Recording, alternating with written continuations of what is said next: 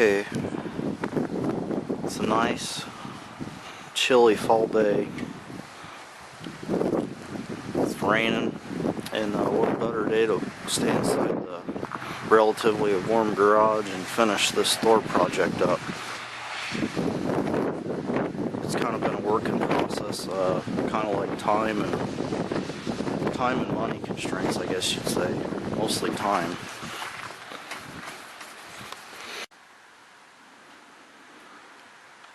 Alright, I've moved my messy makeshift workbench, and here's where we left off. These rails are in position and they're tight. I still have the nails in place holding the door. I can remove those pretty soon. Okay, this is our flag bracket, and that's screwed into the studs. Then there's a support bracket for this rail. I lost this footage, but basically I hung the rail up and had it hanging off of this flag bracket here. So I just stuck it in there, and I put the bolts in really loose, and it was actually just hanging there. And then when I got the rear support hung, I went ahead and I lined this up, this rail section right here. I lined it up and I tightened these screws down. Okay, these rails, they're supposed to be hung fairly level.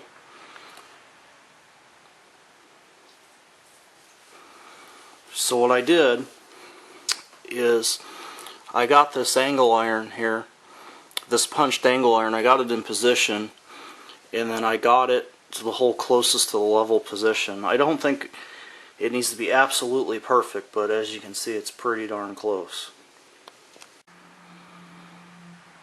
The next thing I'm going to do is try to get the distance between the two rails as even as possible. So I'm actually going to measure from this back corner to this front corner here, and that back corner to the adjacent front corner. And I'm going to see what the measurement is, and I'll try to tweak these back and forth. The punched angle iron is tight, but I still can move it back and forth, in and out, to try to make an adjustment. So we'll see how that works.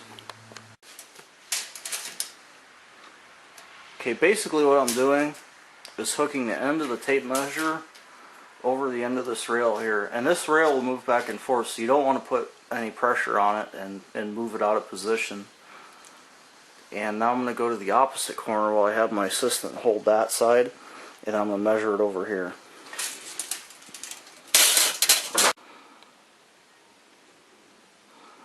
Okay, now what I do is I pick a spot like this bolt right here, and I go ahead and I kind of look ahead, and then I line it up, and I look straight ahead, and I see where the mark's at. Like right here, I mean, I'm reading that as about 132.5 at the edge of the rail. The other side is 133.5, so we have some tweaking to do.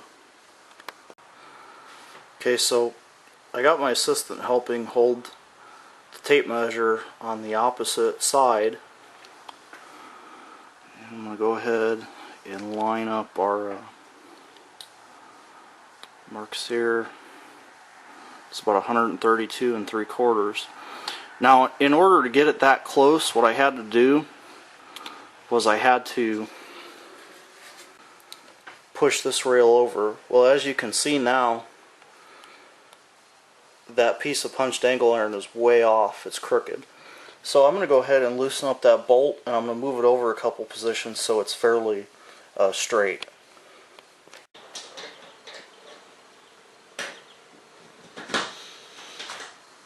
Okay, now I'm loosening up this piece of punched angle iron, and I'm going to move it over. And I was going to try not to move the rail so much, but I did. So what I'm going to do is back this out. move it over to where I think it's pretty close where it needs to be.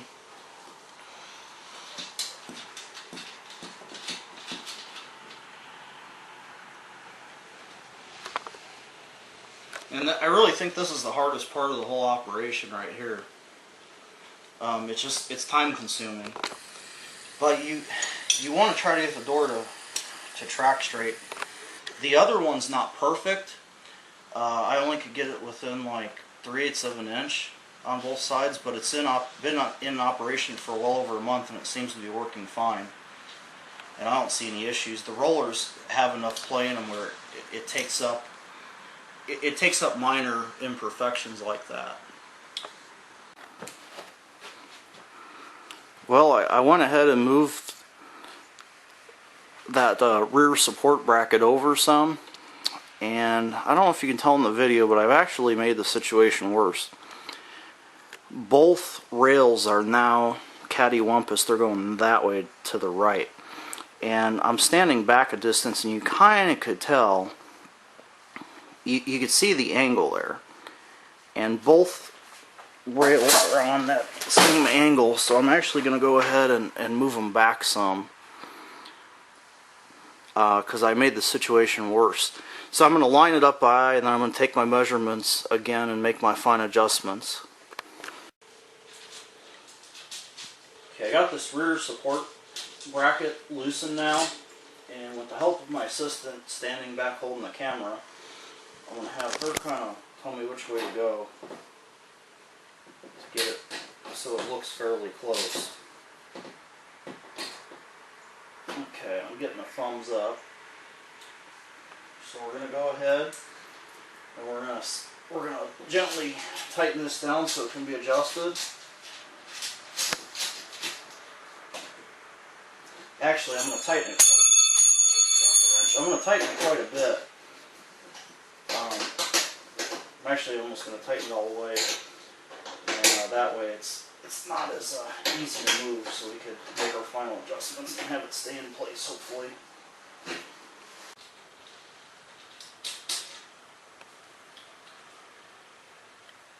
Okay, this rail I'm just going to move back about maybe 1 or 2 notches. I'm being told just 1.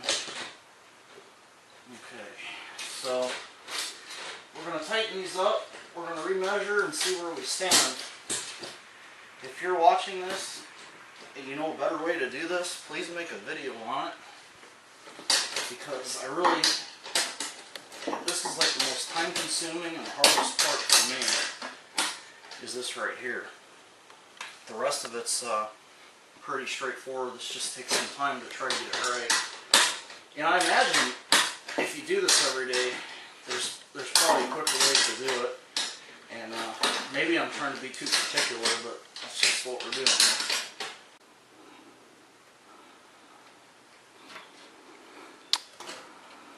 Okay, about 133 and looks like 1/4. And we're going to go ahead and check the other side now. This is hard to do one-handed.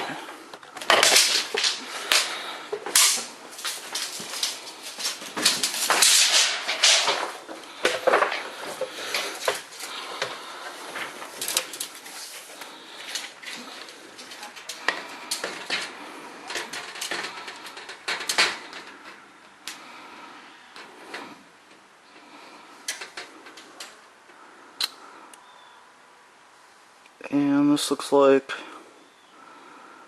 133 and 3/16, and I'll tell you what, that's close enough for me. So now I'm going to go ahead.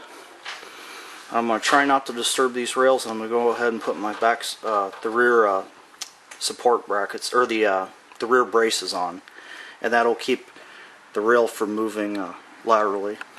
Okay, I went ahead, I ate lunch, took a nap, took some allergy medicine and some aspirin, and I am ready to go. I'll tell you, I'm a little bit under the weather today. I don't know if it's allergies or what, but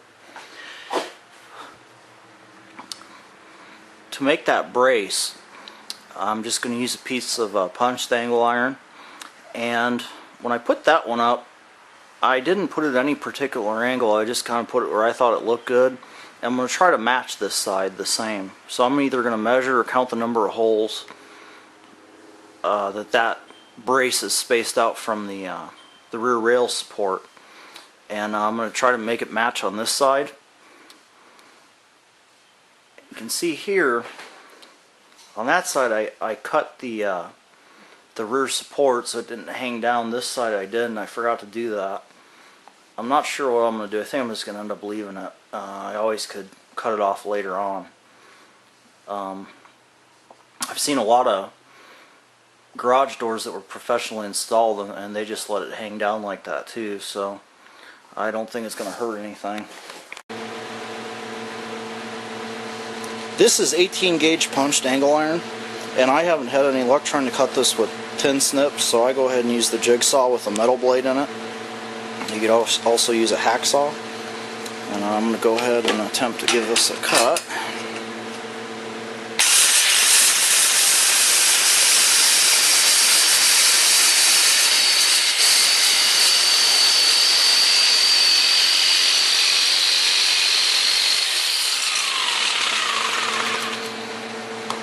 Now, I'll come back this way.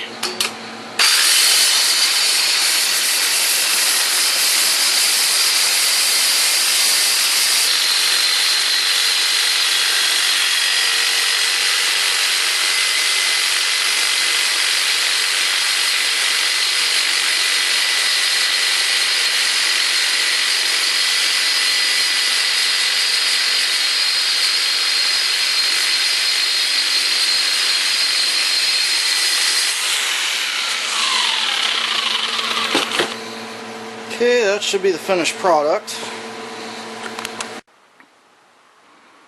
That's what it ended up looking like. I intended for it to look like this, but I could always get the jigsaw later on and trim that off. What happened is the holes that are punched in the angle iron, they didn't line up like I wanted them to, and I ended up having to raise it up a little higher, which brought that end out a little bit more. So could go ahead and take care of that later, make it look a little bit neater. So I went and measured my piece for this side, and I'm going to have to cut off a little tip right there, because when I put it up there like that, to get the bolt to fit through that hole, I need to get that little edge off. And then I went and made my mark here so it doesn't protrude any further than it has to brace that back rail.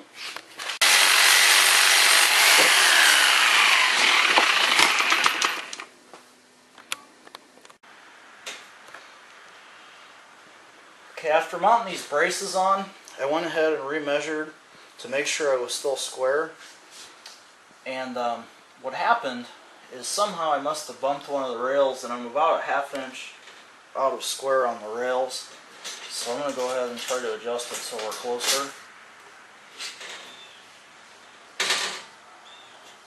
Actually, I'm just going to bring that in just enough. And we're going to remeasure and see how we look.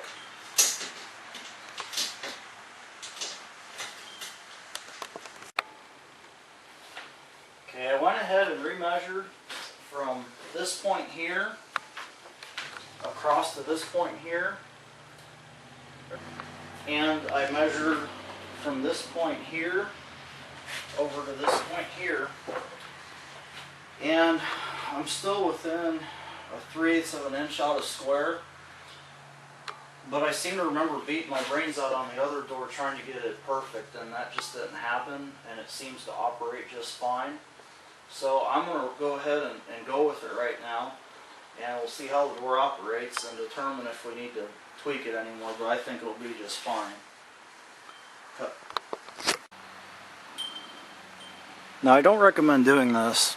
This is a 9x7 door, and it's a lot heavier than it looks, and with a 2-car or a 16-foot wide garage door, I don't think you'd be able to lift it without the torsion spring. But since all the rails were secure and I'm able to lift this door, I just went ahead and did it. And as you can see, our gaps here is real good until we get to the end, and you could actually see how much that bows in.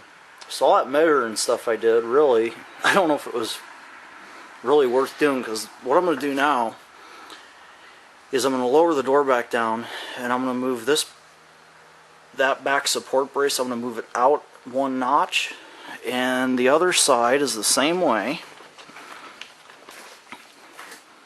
Our clearance throughout there looks pretty good. And watch that rail, you see her start to get kind of tight near the end.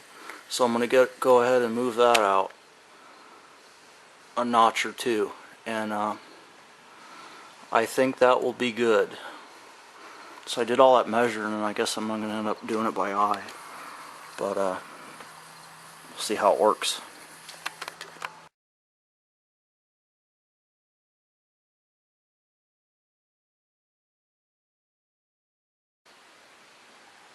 Okay, the left side bracket, I ended up moving it 2 holes outward, and that gave us much better clearance along this end. You can see it's pretty uniform. And on the right side rear support bracket, I went 1 position outward, and it's a lot better than it was.